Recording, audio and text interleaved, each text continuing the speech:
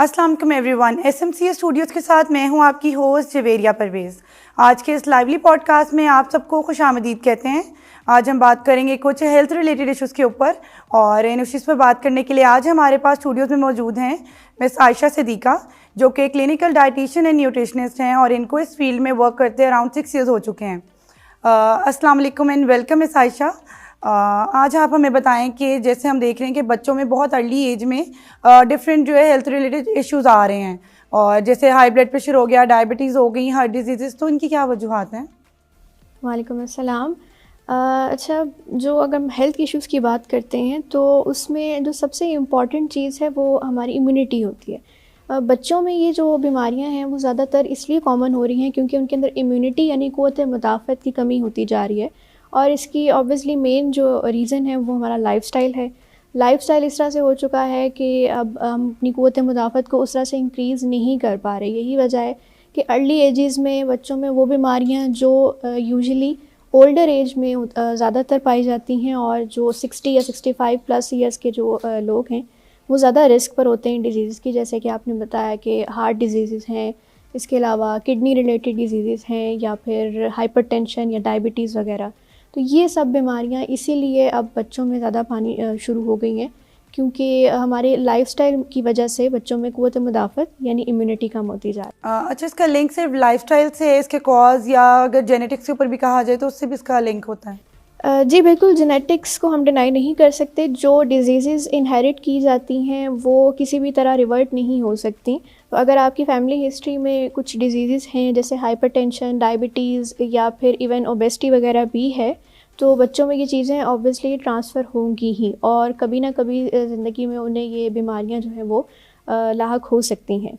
लेकिन early ages में इसलिए हो रही हैं क्योंकि एक तो जेनेटिक्स और सेकेंडली लाइफ़स्टाइल का इस पे बहुत ज़्यादा इफ़ेक्ट होता है, और लाइफ़स्टाइल में हमारी डाइट और फिज़िकल एक्टिविटी ये सब चीज़ें शामिल होती हैं। अगर हम इस पे बात करें लाइक कि इसके अर्ली साइंस एंड सिम्टम्स क्या हैं जिनको हमें नोटिस करना चाहिए, वो क्या हो सकते हैं? अर्ली साइन एंड सिम्टम्स में सिंपली आप सिर्फ ये देख सकते हैं कि छोटे बच्चे हैं स्पेशली, या फिर 13 टू 15 ईयर्स के जो बच्चे हैं, या इवन 18 ईयर्स तक जो एडल्ट्स हैं, अगर वो अपने नॉर्मल डेली रूटीन के टास्क करने में मुश्किल महसूस करते हैं, चलने फिरने में मुश्किल महसूस कर रहे हैं, छोटे मोटे टास्क करके उन्हें बहुत जल्दी जो है वो थकावट महसूस होने लग जाती है, या बॉडी में पेन स्टार्ट होने लग जाती है, मस्कुलर पेन बहुत ज़्यादा हो रही है, या फिर उनको डाइजेस्टिबिलिटी से रिलेटेड इश्यूज स्टार्ट हो जाते हैं। फॉर एग्जांपल उनको स्टमक में पेन होती है, या कॉन्स्टिपेशन, डायरिया, या ऑन एंड ऑफ इस तरह के इश्यूज़ रहते हैं। तो इन अर्ली साइंस को बिल्कुल भी इग्नोर नहीं करना चाहिए। इन साइंस का यही मतलब है कि कोई ना कोई डेफिशिएंसी या किसी भी डिज़ीज़ के जो है वो सिम्टम्स हो सकते हैं। तो हेल्दी लाइफस्टाइल अडॉप्ट करने के लिए हमें क्या चेंजेस ऐसी अपनी लाइफ में लेकर आनी चाहिए जो ज़रूरी हों?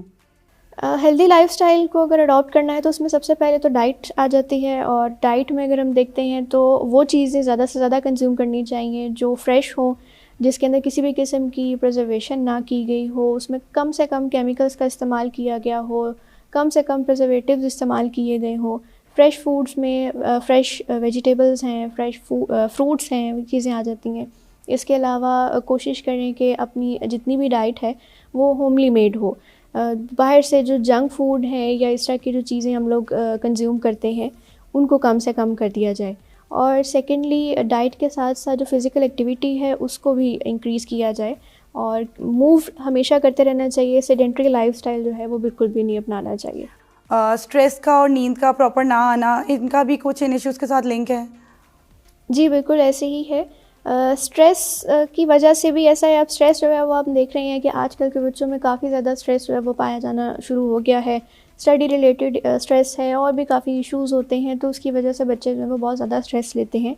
इवन एडल्ट्स के अंदर भी ये चीज़ जो है वो बहुत ज़्यादा पाई जाती है। स्ट्रेस और नींद बिल्कुल इन चीज़ों से इफ़ेक्ट होती है। अगर आपका लाइफ़स्टाइल हेल्दी नहीं है तो ऑब्वियसली इन चीज़ों की वजह से जो है वो आपके लाइफ के अंदर नेगेटिव इम्पैक्ट्स आ सकते हैं।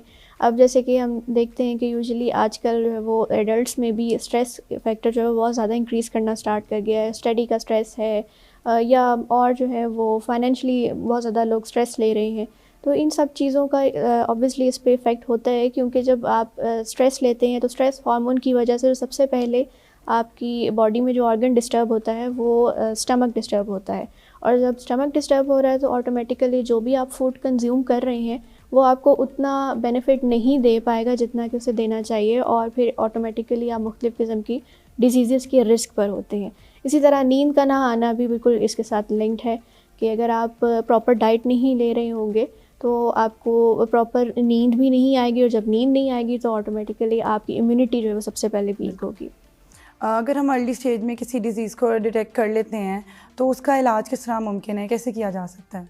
अर्ली स्टेजेस में अगर हम चीज़ों को डिटेक्ट करना चाहते हैं तो उसके लिए जो सबसे इम्पॉर्टेंट चीज़ है वो है check and balance. Check and balance लाजमी होना चाहिए, और चेक एंड बैलेंस के लिए ज़रूरी नहीं है कि किसी भी किस्म की कुछ सिम्टम शो हो। फॉर एग्ज़ाम्पल, अगर किसी की फैमिली हिस्ट्री में बीमारियां हैं, इस तरह की हाइपरटेंशन है, डायबिटीज़ है, या फिर इवन ओबेसिटी वगैरह भी है, तो बच्चों पे या फिर एडल्ट्स में जो है वो लाजमन चेक एंड बैलेंस रखना चाहिए। अगर हाइपरटेंशन की बीमारी है ऑलरेडी फैमिली में, तो इवन सिम्टम्स शो नहीं भी हो रही फिर भी on and off blood pressure check करते रहना चाहिए। इसी तरह डायबिटीज़ का अगर मसला है फैमिली में तो शुगर लेवल्स भी ऑन एंड ऑफ जो है वो आपको अपने चेक करवाते रहना चाहिए, ताकि आप इनकी जो अर्ली स्टेजेस या अर्ली सिम्टम्स हैं उसके इवन आने से पहले ही आप जो है वो इस बीमारी को डिटेक्ट कर लें और इसके ट्रीटमेंट पे जो है वो फौरी तौर पर मूव ऑन कर जाएँ। फ़िज़िकल एक्टिविटीज़ कितनी ज़रूरी हैं, और घर में अगर रहते हुए हम बात करें तो किस तरह की एक्सरसाइज की जा सकती हैं? बिल्कुल, फ़िज़िकल एक्टिविटी के लिए ज़रूरी नहीं है कि आप जिम जाएँ, बिल्कुल भी ज़रूरी नहीं है कि आप घर से बाहर जाएँ, आप घर के अंदर रहते हुए भी फ़िज़िकल एक्टिविटी कर सकते हैं। जो ख़वातीन स्पेशली घर में रहती हैं, उनके लिए तो यही है कि वो अपनी रूटीन में तकरीबन 20 से 30 मिनट जो है वो एक एक्स्ट्रा टाइम जो है वो निकालें मॉर्निंग या इवनिंग में, और इवन वो घर से बाहर अगर नहीं भी जा रही तो वो घर के अंदर भी जो है वो इवन रूम्स के अंदर रह के भी वॉक कर सकती हैं। और इसके अलावा होमली बेस्ड वर्कआउट्स जो हैं वो बहुत सिंपली आपको जो है वो हर जगह से उसके हवाले से गाइडेंस मिल सकती है, आप वो जो है वो अडॉप्ट कर सकते हैं। और फिज़िकल एक्टिविटी अगर नहीं होगी, बिल्कुल भी नहीं होगी या कम होगी, तो चाहे आप जितनी मर्ज़ी अच्छी डाइट ले लेंगे या जितनी मर्ज़ी हेल्दी डाइट ले लेंगे, उस डाइट का कोई फ़ायदा नहीं होगा। तो it's really important.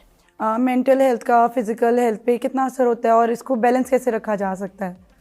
Mental health का इफ़ेक्ट इस तरह से है कि अगर आपको, जैसे मैंने पहले मेंशन किया, कि अगर आपको बहुत ज़्यादा स्ट्रेस है, आप मेंटली स्टेबल नहीं हैं, आपके ऊपर जो वो बहुत ज़्यादा जो फाइनेंशियली या स्टडी का या किसी भी किस्म का स्ट्रेस है, तो उस स्ट्रेस की वजह से जो सबसे पहले आपकी बॉडी में ऑर्गन जो डिस्टर्ब होगा, जो डैमेज होगा, वो स्टमक है।